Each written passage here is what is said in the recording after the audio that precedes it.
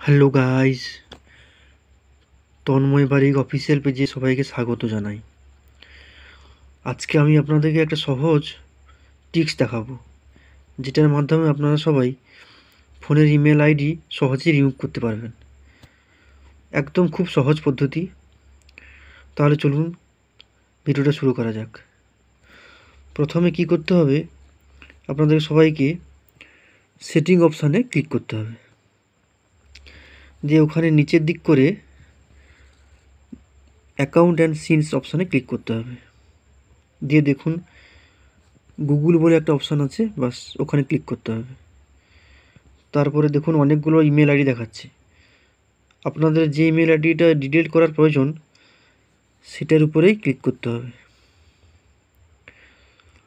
বাস তারপর দেখুন নিচের দিকে মোর অপশান আছে, ওখানে রিমুভ অ্যাকাউন্ট করে দিলেই আপনাদের অ্যাকাউন্ট রিমুভ হয়ে যাবে। তো এই ছিল আজকে আমার